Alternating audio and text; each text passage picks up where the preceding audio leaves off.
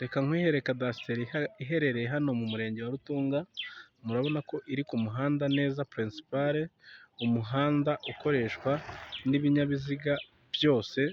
Iyi ni kadasiteri ihagaze kuri uwo muhanda, murabona ko turi ku muhanda neza purinsipale.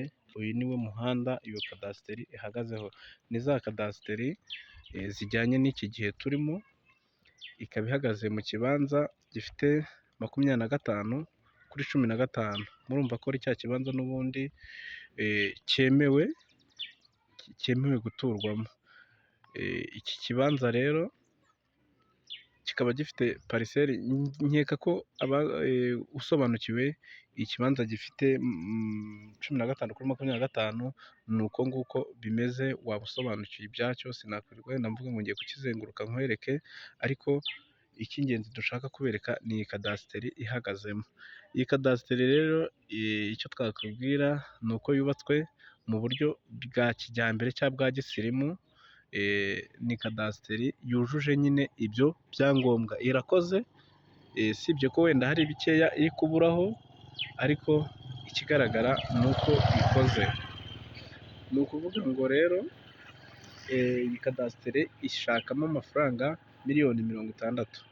Bamwe wenda tujya tubona amakadasiteri menshi hano mu mujyi wa Kigali, usanga ari 100. Iyi ngiyi yo ihagaze miliyoni 60 gusa, akaba ari cyo giciro gishobora no kuba negosiyabule. Hano i Rutunga neza hafi n'isoko, murabona ko ari ahantu karitsiye nziza cyane, ni ahantu heza hadakwiye kugucika. Akagari ko turacyari muri ka kagari ka Kabariza. Hariya muri kubona imbere ni kuri bya bivumu mujya mwumva by'ibimana, ku bahazi barahita bahamenya neza. Ni ahantu heza cyane hari guturwa n'abantu bifite. Nawe rero ngwino uture muri bene wanyu. Murabona bya bivumu ni ibi rero, ni ibi ngibi mureba imbere yacu, mujya mwumva ngo ni ibimana.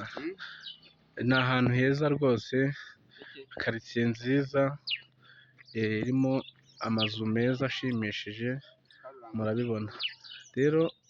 Mujye mudufasha, mutubwire bimwe mu byo mukeneye, natwe tuzajya tubafasha uko dushoboye, tubahe imari nziza ziri mu buryo mwifuza. Ni aha rero tuba turi gutembera mu murenge wa Rutunga, muze namwe tuhabatembereze, murebe ukuntu iterambere ryaho riri kwihuta. Murakoze, turabashimiye, mugire ibihe byiza.